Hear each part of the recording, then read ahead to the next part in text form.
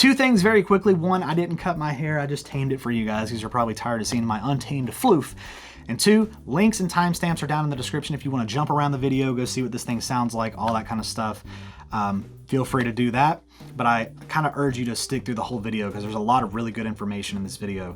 Because this is my series, Make Guitar Shred Again, where we see if we can make a guitar shred through the simple means of a setup. And I feel like these are very informative and got a lot of good information in them. But they're down there if you want to use them. And also there's a link. It's not an affiliate link. This is not a sponsored video. I did buy this myself. And I'm just here to talk to you about it. So we got a lot of talking. Let's go ahead and get into this episode of Make Guitar Shred Again. So I'm just gonna go ahead and say this right out of the gate, and this is no word of a lie, and I know that this has been said a million times about a million other guitars. But this guitar right here in front of me is the best, and I mean capital T-H-E, the best guitar you are ever going to get, at least as of recording this video, for under $100 brand new. Did you hear me? Under $100 brand new. I got this for $80 on Amazon brand new, and it is bananas how good it is. Like I'm actually like at a loss for words at how good this thing is and how it's only $80 brand new. Coming down here to look at it, I mean, it's beautiful. It looks so good. Daphne blue finish, maple fretboard, cream plastic, so cream pickup bobbins, the knobs, the switch tip, the pick guard, all of it's like a cream color, looks beautiful. There's no fret sprout. It's a finished fingerboard and neck. So it's like a glossy kind of whatever. And it's from a brand called Bullfighter. If you've never heard of Bullfighter, you're missing out, folks. I mean, if you're on an extreme budget or you're just looking for a nice guitar like a gift, get a Bullfighter S-Type. Or like really maybe even one of their other guitars, but I can only speak for this one because we've only checked this one out. But I mean, it is, like I have nothing else to say. It is just, it's that good. For the price. I mean, if this thing was $300, $400, that would be appropriate. It would be like, wow, this is a really good guitar for like $300. But for $80, I can't say it enough. So all I've done is tune it. Amazon dropped it off like 30 minutes ago, and I tuned it up, and the action's a little low, so that's what we're gonna do here. I'm gonna change the strings. The frets are a little scratchy, so I'm gonna polish them up a little bit, and I'm just gonna throw a new set of D'Addario strings on it, and that's really it. I gotta take the plastic off the pick guard too, but let's go ahead and just get into it, because I've talked and harped on it a lot about just how good it is, because I mean, I'm still just at a loss for how good it is, man. It's so good. So we're gonna go ahead and just take the strings off of this real quick. Not that the strings are bad. They do feel nice, but again, if I gotta polish the frets anyway, why not? They feel like they come stock with like maybe 9s, I'm assuming, which is what I'm gonna put back on this. Actually, these might feel like they're like 10s or something maybe.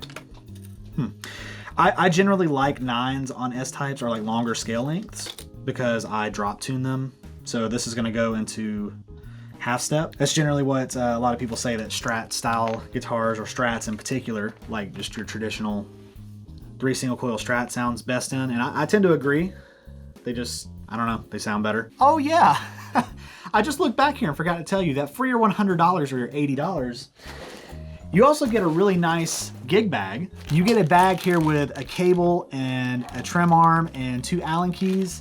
And then I got another big bag with some strings, 3 picks, a clip-on tuner, another guitar cable, and a polishing cloth. $80, $80. You get all of that. That is insane. I completely forgot about all that stuff too, but man, that's insane. Insanity. So on the back here, you can see we did not take the cover off because I'm a dummy, so let's go ahead and do that. Now, something that a lot of people say I don't really cover is the block back here on the trim. And I gotta say, this is probably where I can say they save some money. It is a small block. The springs look nice though, but it is a smaller block, so it's not the big thick block. But I'm telling you, if the only upgrade you gotta make to this is a new tremolo, I mean, you can get a nice tremolo probably on Amazon for a couple bucks with a bigger block, or change out the block or whatever, but man, it's crazy. So I think, again, my suspicions are that the claw back here is too tight, and it's you know, it needs to be loosened a little bit to help bring the action down a little bit. So generally speaking, what I like to do anyway is I like to loosen the claw when I take the strings off just a little bit, not too much. And then also, if you're a fan of this series or you know me, I don't like when my springs go to the middle. I like to have this one on the edge, this one on the edge, and then the one in the middle. That's a personal preference, and you know, that just to me seems to perform a little bit better, but to each his own. Okay, that was probably the hardest thing I've ever had to do with the springs on the back here, because those springs were on there, which is a good thing. But yeah, I had to loosen it a lot more than I thought I did, so I'm just gonna tighten it back up a little bit here. And there we go. Nice to see that they grounded it onto the claw there itself and not onto one of the posts like the Glary did. So that's really cool. At least someone looks like they know what they were doing at the factory. So we'll see if my suspicions are correct once we take the strings out of here, get them on there, all that kind of stuff. So I got the strings out of there. Let's go ahead and polish up the frets, and then we'll go ahead and finish setting it up, and I'll get you guys a sound clip and all that kind of stuff. So to polish the frets, as always, we're gonna take my fret guards here. I got these on Wish for like pennies years ago, and they're still working fine. And then all you do is you take and lay it down here, and I got some steel wool. This piece has seen better days. I really should get some more. Got a whole bag down there. But yeah, you just take a little piece of it and lay your fret guard on your fret and just give it a little bit of love. Medium pressure. This is 0-0-0-0 grit, so 4 zeros. It's not very abrasive. You're not wanting to take material off. You're just wanting to kind of smooth them out, polish them. Yeah, you can tell immediately that you're just taking off some of that grit and getting some shine on there, so it looks really, really nice. I'll finish this off camera and then we'll come back to setting this thing up. All right, so I got the frets all polished up here, and they polished up very nicely, so that's a good thing. Something I want to do that I've never really done, at least I don't know if I've done it on an episode of this or not, is we're gonna check for high frets, because I gotta check this stuff out for $80. I mean, we just have to. So we're gonna use a fret rocker. If you don't know what a fret rocker is, it's this little like machined piece of steel with varying different lengths on it. And what you do is you just lay it across your frets and you kind of move it back and forth. If it rocks, that means you have a high fret. So we're just gonna check and see if there are any high frets on this while we have the strings off here. Okay, so I'm getting some slight rocking, like right here, maybe at the very end, and then I think one right here. But I mean, it's very, very minimal. This isn't bad. I think this will set up fine. Like I said, it's very minimal rocking. Could it use like a level? Probably, but it's okay. I don't think I'll have any issues. Something else I want to do while the strings are off of there too, before we put them on, we're going to check the neck. And to check the neck relief, I'm going to use a straight edge. This is from Neck Check Guitars. It's essentially another just machined piece of steel, and you see it's slotted here. Each side is for a different scale length. So the bottom side, and there's a sticker on here that shows you, but the bottom side here is for 24 3/4 inch, and then the top is for 25.5. So this is assumably, or presumably a 25.5. So we're going to take that and just set it on here, and it should fit in between there. And I can tell you right now, it's rocking back and forth, which that's not what you're using it for, but I think it's going to be bowed a little bit. And you just want to look down underneath there and see if there's any light kind of getting underneath. So it looks like with the strings off, it does have a little bit of a bow in it. And then you can always sight the neck too, where if you look down, you can look down from the headstock or down the body. I always look down the body. And yes, it looks like the neck is bowed up like that. So it goes like this, which, you know, easy enough to adjust. It's also very easy when they give you the tools right here. So we're gonna use the one that came with it. You just wanna take that and put it in your, there we go. And this will check to see if it actually works or not. Now, a lot of people will say, if you don't have any experience with adjusting a truss rod, just don't do it. It's not as scary as it seems. The best advice I can give you for adjusting a truss rod, take it easy. I'm talking half turns, quarter turns. Be very, very easy with it and check it every time. Don't go crank, crank, crank, and then check it. And if it's tight, do not force it, because that is what will snap a truss rod. So what I'm gonna do is I'm gonna put the straight edge on here, and you wanna do it in, you can do it in a playing position or on the table. A lot of people do it on the table and look underneath. That's what I'm gonna do. And I'm just going to turn it. Now, if it's a dual action truss rod, it'll work immediately both ways. I'm not sure if this has a dual action truss rod in it. A lot of guitars, cheap and expensive, come with them. That's becoming a standard, which I think is really cool. But if not, you'll have to adjust it, wait, and just see, right? So this one looks like it works, which is a good thing. It's good to check the truss rod, especially on more affordable guitars, to see if they work. So there's like another quarter turn it looks like it could use, and yeah. Wow, okay. Straighten it up nice, it looks like. So I think we got it. It looks like it did make the adjustment. What you can always do too is when you put the strings on there and get it tuned up, you can always make that adjustment again. You're probably gonna have to, because you want a little bit of relief. Generally speaking, while the strings are off, you want to get it straight, get the neck like dead straight. And then when you put the strings on there, the string tension will pull it a little bit, and you'll get that little bit of back bow, which gives you the relief kind of in the middle of the neck. And then obviously you can make the adjustments at the bridge and all that kind of stuff to set the action. Which, to set the action and everything, I have an acronym that I follow that I learned from Phil McKnight. I think a lot of people probably take that advice.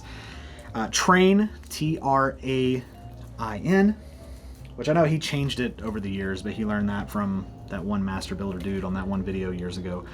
And I've always used it, and it's always worked for me.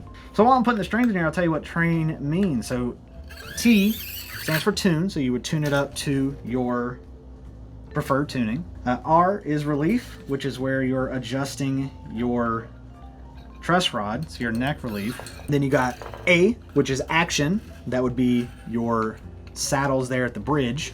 So then you adjust that. I is intonation, obviously, where you would adjust the screws at the back of the saddles to get everything beyond the 12th fret in tune with the string. And then N, which he said was for noodle, and I think Phil McKnight changed it to nut.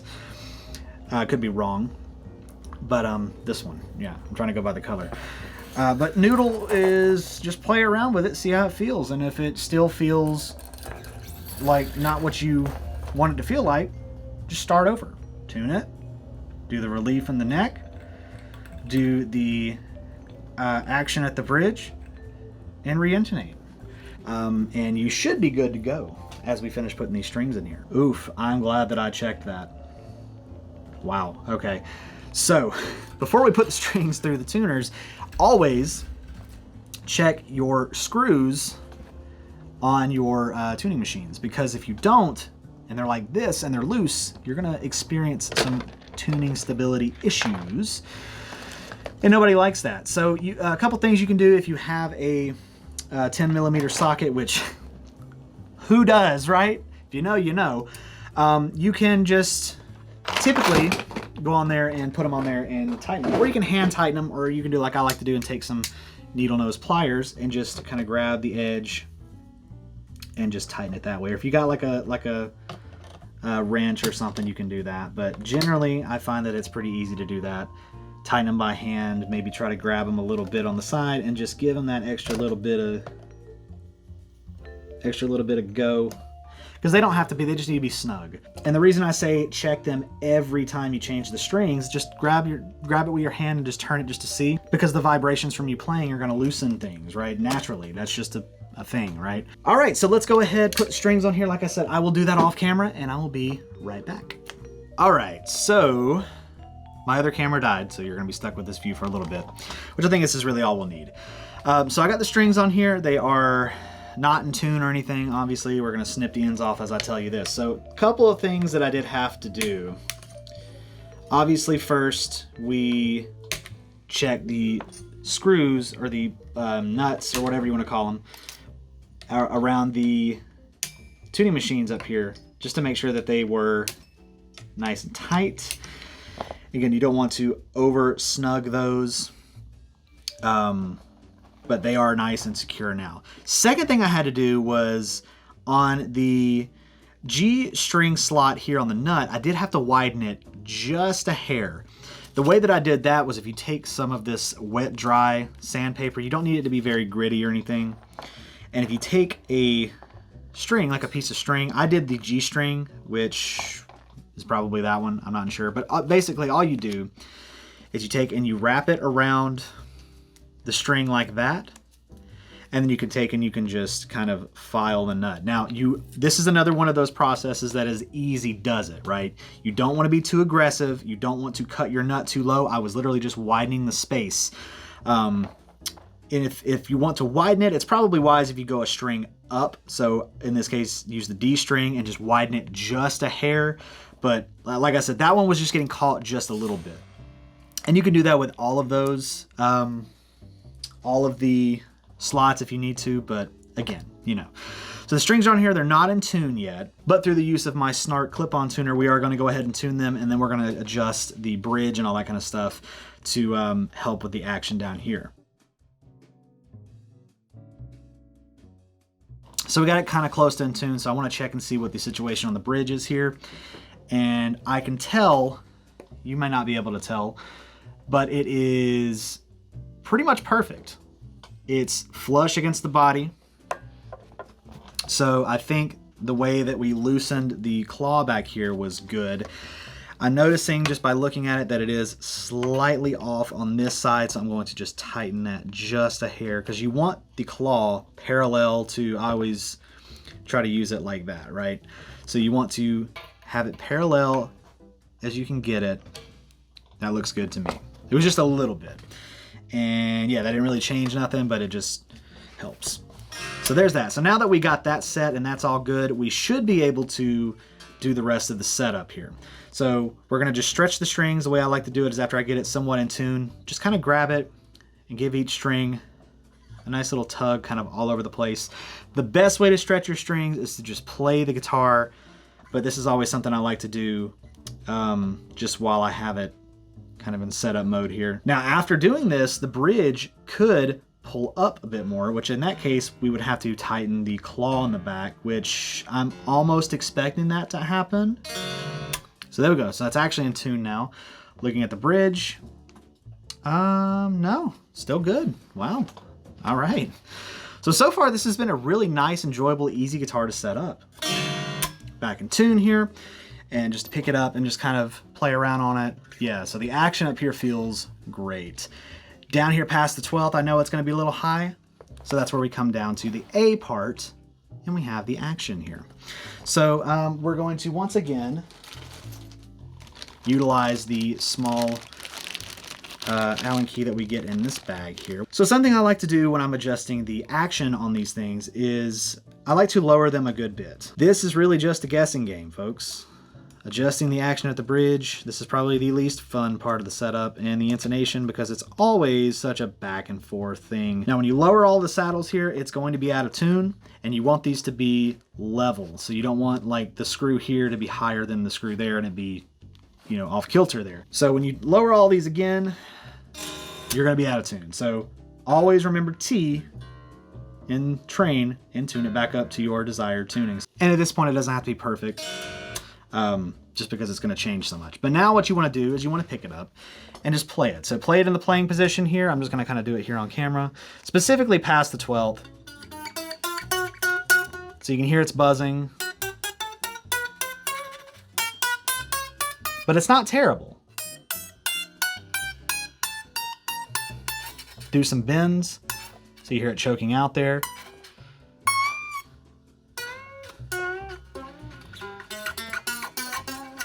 So we lowered it a little too low, and that's fine.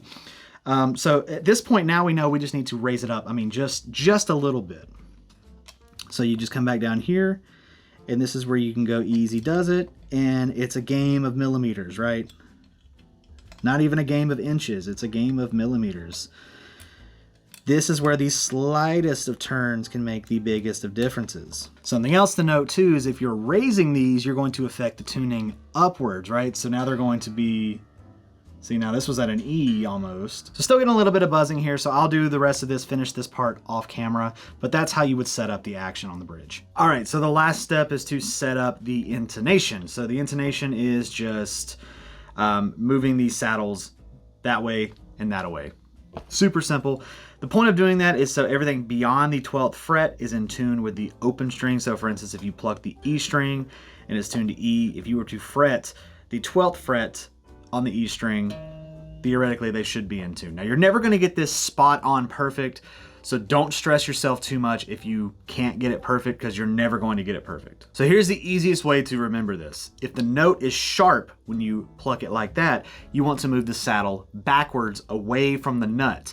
and then vice versa. If the note is flat and you want to sharpen it, you shorten the string and you move it towards the note. We'll get it in tune. We'll just go down each one of the strings here. So we are in D sharp tuning.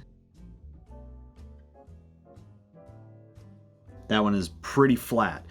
So now we need to shorten the string. And to do that, you would put the screwdriver into the desired saddle screw and you would turn it to the left, unscrewing it.